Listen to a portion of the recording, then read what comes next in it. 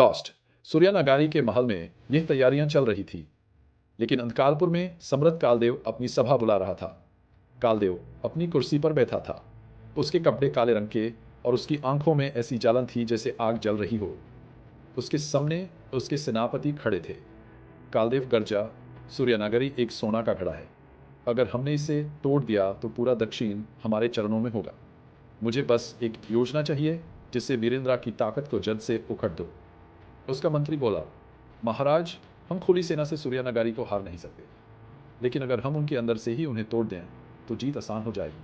हमें उनके राजा पर शक पैदा करना होगा, राजा को उनके खिलाफ खड़ा करना होगा। कालदेव की आंखों में चमक आई। बहुत अच्छा, अब सूर्यानगरी के अंदर फितना पैदा होगा, और जब उनकी प्रजा उनसे नफरत करेगी तो उनकी सेना भी कमजोर हो जाएगी। 2 हफ्ते बाद सूर्यानगारी के बाजार में अफवाह फैल गई। लोग कहने लगे, राजा वीरेंद्र प्रजा के दुख दर्द नहीं सुनते, बस महल में बैठे रहते हैं। क्या आर्यन सच में इतना शक्तिशाली है? मैंने सुना वो गांव की रक्षा करते वक्त पीछे हट गया था। देवयानी ने यह सब सुना तो तुरंत दुर्बर में गई। पिताजी, ये सब अफवाह है, कोई हमारे लोगों के बीच झूठ फैला रहा है।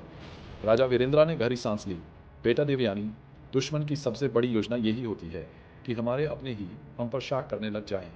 हमें अब और सतर्क रहना होगा। आर्यन गुस्से में बोला, पिताजी, मुझे एक तूफानी सेना के साथ अंकालपुर की सीमा तोड़ने दीजिए। मैं अभी कालदेव का सर ले आता हूँ। वीरेंद्र ने उसके कंधे पर हाथ रखा। नहीं बेटा, युद्ध में तलवार से ज्यादा आग चलती है। अब वक्त निकला है। आर्यन के अंदर जो जोश था उसे संभलना मुश्किल हो रहा था। हर सुबह वो सैनिकों के साथ अखाड़े में तलवार चलाता, घोड़ों को दौड़ाता और नए योद्ध खेल बनाता। वो बोलता, दोस्तों, अगर तुम्हें युद्ध जीतना है तो सिर्फ तलवार चलाना नहीं आना चाहिए, तुम्हें अपने दुश्मन के दिमाग को भी समझना होगा। और सैनिक जोर से नारा लगाते, जय राजकुमार आर्यन। देवयानी भी अपना योगदान देने लगी। उसने प्रजा के बीच जाना शुरू किया। कहीं किसी माँ के घर अनाज नहीं था तो वो अपने महल से भेजती। कहीं किसी गांव में रोग फैल गया तो वो वैद्या के साथ पहुंच जाती। धीरे धीरे प्रजा फिर से अपने रजा पर गर्व करने लगी। एक रात सूर्यानगरी के एक दूर गांव से धुआं उठता दिखा। पता चला कालदेव के गुप्तचरों ने गांव जला दिया। लोग चिल्लाते रहे, बचाओ बचाओ।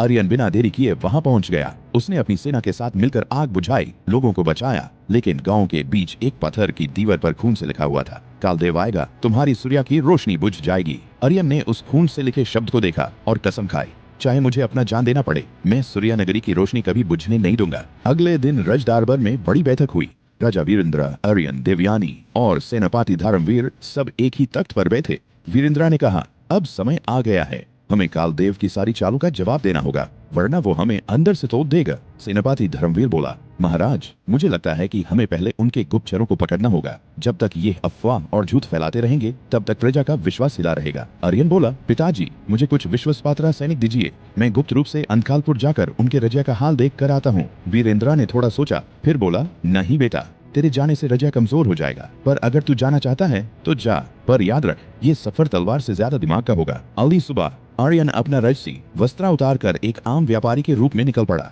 उसके साथ कुछ विश्वासपात्र सैनिक भी थे जो भिक्षुक और व्यापारी बनकर चले। अंकालपुर के बाजार में पहुंचकर आर्यन ने देखा, लोग डर से जी रहे थे, कोई खुशी नहीं, कोई गीत नहीं, हर तरफ सिपाही खड़े थे और महल के झरोखे से कालदेव हमेशा लोगों पर नजर रखता था। एक बुढ़े ने आर्यन से धीरे से कहा, बेटा, तुम यहाँ नए लगते हो, ध्यान रहे, यहाँ कालदेव के खिलाफ बोलना मौत को बुलाना है। आर्यन ने मन में सोचा, ये लोग अपने ही रजा में गुलाम हैं, अगर ऐसी ही हालत सूर्यानगरी की हो गई तो हम बर्बाद हो जाएंगे। लेकिन दोस्त, कालदेव के गुप्तचर बहुत चालाक थे। उन्हें शाके हो गया कि ये नया व्यापारी आम आदमी नहीं। एक रात आर्यन अपने सैनिकों के साथ एक धर्मशाला में टिक रहा था। अचानक खिड़की से एक तीर आया जिस पर एक कागज बंधा था। उसमें लिखा था, राजकुमार आर्यन, तुम समझते हो तुम छुपे हुए हो, कालदेव तुम्हें देख रहा है। आर्यन का दिल जोर से धड़क उठा। उसने तलवार खींच ली। दोस्तों, हम दुश्मन के बीच हैं, या तो यहाँ से सुरक्षित निकालना होगा या फिर इस रात ये हमारा आखिरी सफर होगा।